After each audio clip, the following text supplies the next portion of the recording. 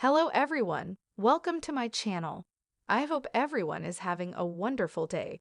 Before starting the video, go ahead and hit the subscribe button and give this video a like up.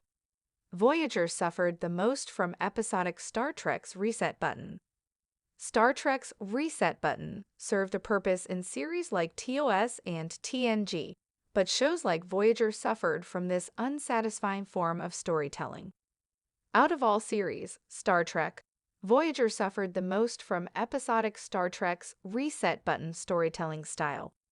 The reset button refers to the opposite of serialized storytelling, where each episode of a series is a contained storyline that must be fully concluded by the end.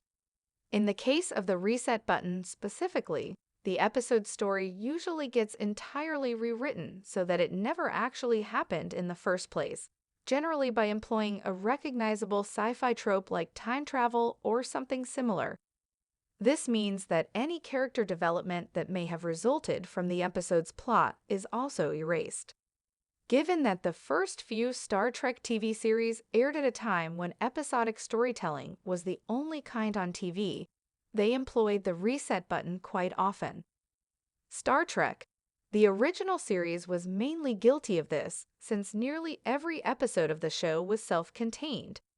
Star Trek: The Next Generation also employed the tactic, although the series began incorporating more serialized story arcs into the rotation like its famous two-part episodes. Star Trek: Deep Space Nine moved away from episodic storytelling significantly, but since this hurt the show's ratings at the time it was airing, Voyager attempted to bring back the format. Episodic Star Trek's reset button hurt some of Voyager's best episodes. Unfortunately, Voyager bringing back the reset button hurt some of the series' best episodes. The earliest use of the reset button on Voyager was in Season 1, Episode 3, Time and Again. Employing the tactic so early on was a risky move, and one that didn't pay off very well.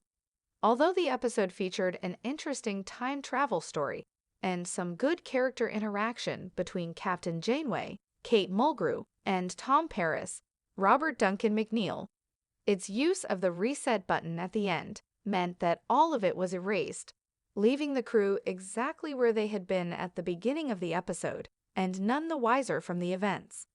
Time and Again isn't one of Voyager's best stories, but even more popular episodes of the show employed the reset button. Season 4, Episodes 8 and 9, Year of Hell Parts I and Hui, are probably the best examples of the reset button in action, seeing Voyager's crew go through some truly harrowing events during a year-long battle with the time-traveling Krenim. However, after the timeline is manipulated, all of them lose their memories of the whole ordeal. Although resetting the events of Year of Hell was necessary for the show to keep going, erasing the entire thing via the reset button arguably cheapens the experiences of Voyager's main character and the episode as a whole. How Voyager moved away from the reset button in later seasons. Luckily, Voyager seemed to realize that the reset button wasn't working in later seasons, and while they continued with a largely episodic form of storytelling, found ways to get around it. A good example of this is Season 6, Episode 14, Memorial, which saw Janeway and Voyager's crew haunted by what they believed were repressed memories of a war they didn't remember fighting. As it turned out, alien technology had affected their minds, but while the conflict they remembered hadn't happened to them directly, it had still taken place, and the memories of it didn't leave the crew even after they learned the truth. Thanks for watching.